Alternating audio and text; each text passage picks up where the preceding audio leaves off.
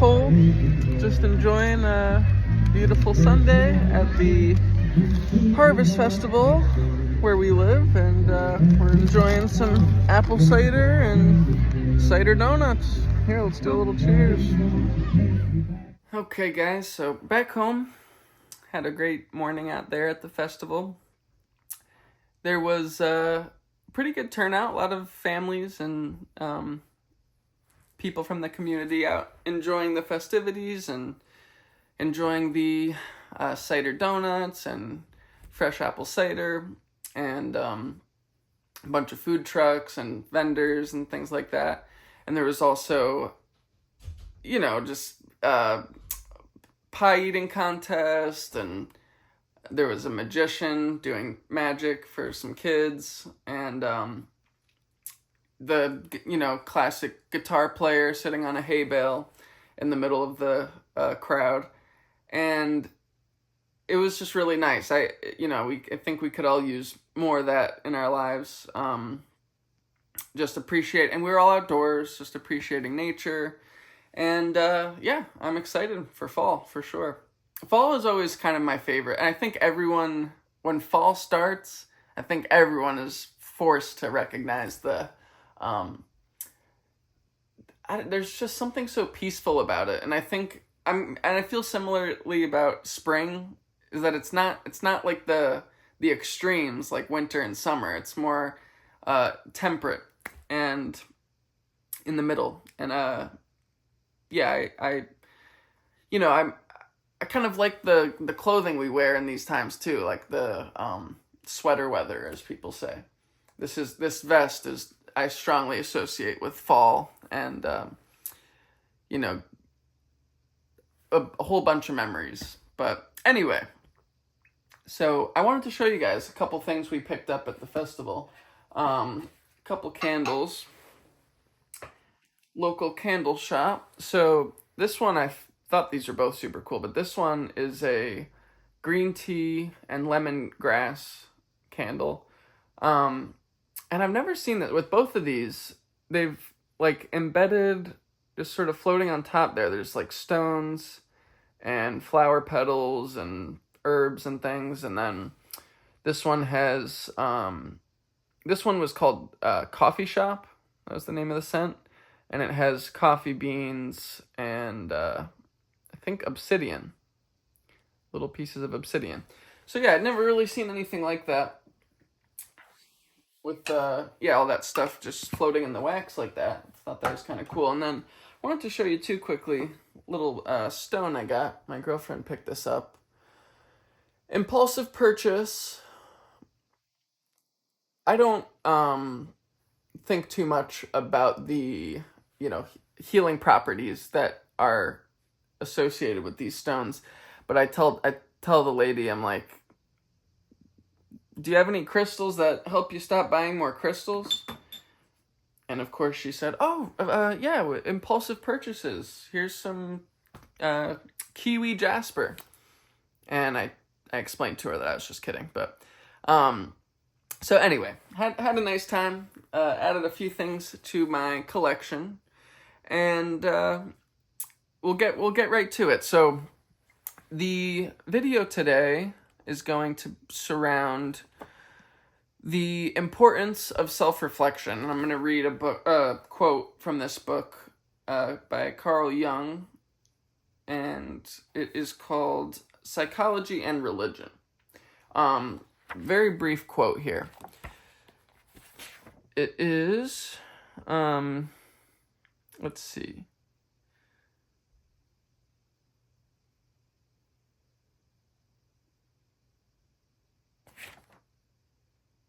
Here we are. Okay, sorry. Thanks for bearing with me. So, as a matter of fact, I believe that an experience is not even possible without reflection, because experience is a process of assimilation, without which there could be no understanding. Interesting. So I guess what that means in sort of more technical terms would be like if an animal had an experience where it had an encounter with a predator and had to protect itself, if it didn't, assimilate itself with the experience, it might not make certain understandings that will be, potentially going to save its life in the future. Like making that recognition when you of seeing that predator again and knowing, okay, that's a predator. I didn't know that before, but now I do, and I can prepare.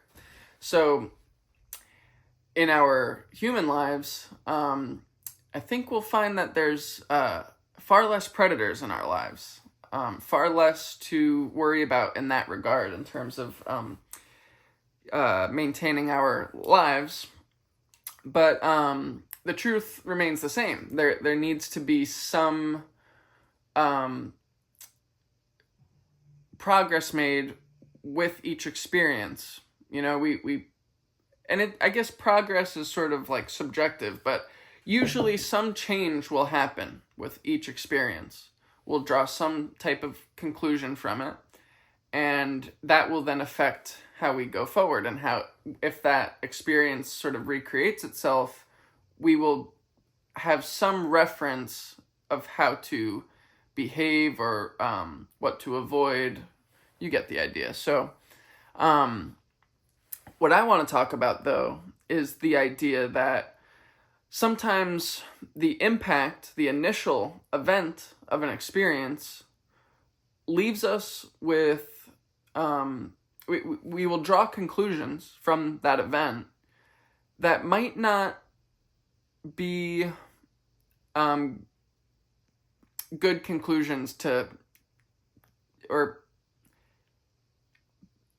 by drawing those conclusions, we might be sort of believing something that isn't true, is what I'm trying to say. So this is problematic because we might, I don't have any examples, so I'll be kind of talking in vague terms here, but we might feel like personally offended, or oftentimes we do this where we think that someone is doing something to us when really they aren't even thinking about us, and we're just being offended by something they're doing and thinking it was on purpose when really they have no clue what they're doing. And the experience, the conclusion we're drawing is that, oh, so-and-so, they purposefully went out of their way to do this to me, or they didn't see me, or, they saw me walking by, but they didn't move over and they made me wait or something.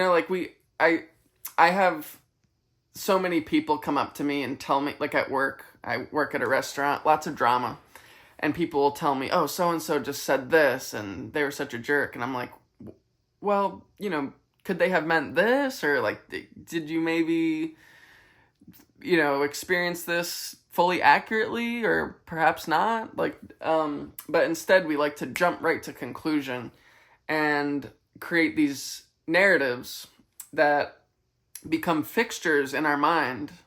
And like we make these deep associations with that event and like some narrative, so that when that, like I said, when that event presents itself or reoccurs in some way, now we're approaching that same event with a false narrative and with a bad idea.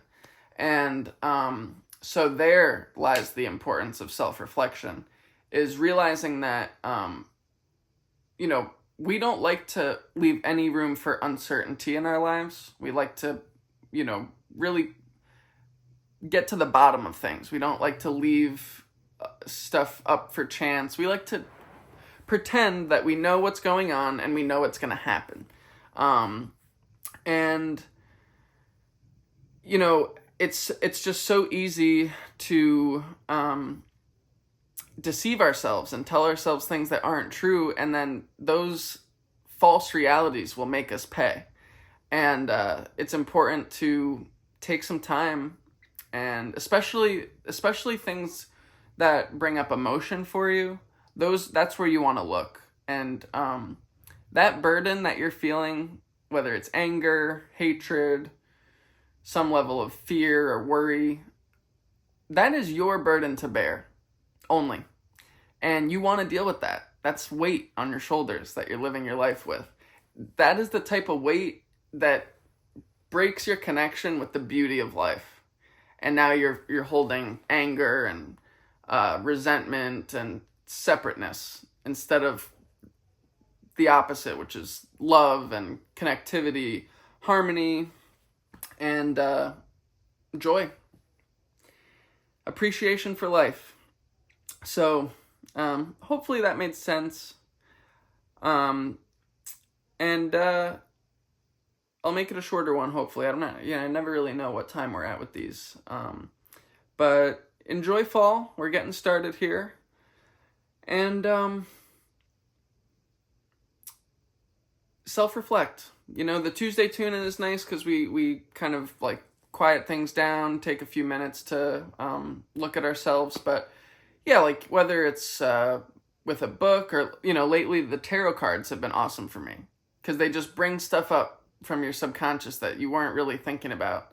And then you have all this time to reflect off what the card means and how it compares to you. Real quickly, we're going to do that. I'm just going to pull a card very quick, and I'll just give you an idea of like how I use them to think about stuff. So who knows what we'll pull? Who knows what it'll make me think about? But we're going to do a little improvisation. We'll figure it out as we go. All right, we're going to just sort of cut the deck. Okay, so we have the Knight of Wands. This is the Dragon Tarot. I'm really liking this deck. I don't know how well you can see that, sorry. I know the lighting in here is not great today. Have the blinds down. It's very gloomy outside. So the Knight of Wands, and forgive me, I don't have a very strong association or connection with that card specifically, so I'm going to refer to my little book here. Nothing too special. So the Knight of Wands, and here we are, opened right to it. So the Knight symbolizes adventure and enthusiasm. It encourages one to energetically go for it. So, symbolizes adventure and enthusiasm.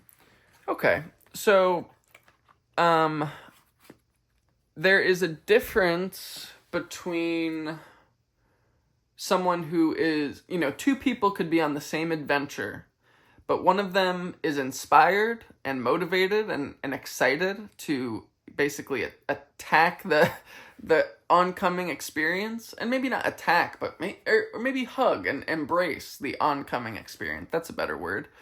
Then there's another person who is on that adventure, but they are kind of resistant to change, resistant to new experiences, and as the adventure unfolds, it's actually just a sort of painful experience. The resentment grows. They're really just trying to get through it. So that enthusiasm is extremely important. And so my adventure right now in life is I'm going back to college after many years. And that's one thing I notice is there's two students in the same class receiving the same information. Obviously, it's still on two different paths, but one person has that enthusiasm and inspiration. Another person has their head down on the desk and they're just trying to survive and wait for it to be over. Those two people are going to get two entirely different things to take away from that experience. So just a little lesson there, right? That's all it takes. Just you put a little in, get a little back with the cards. Knight of Wands. Well, alrighty. Yeah, like I said, get out there, self-reflect, enjoy your day, and I love you guys. Thanks for hanging out with me. See you next time.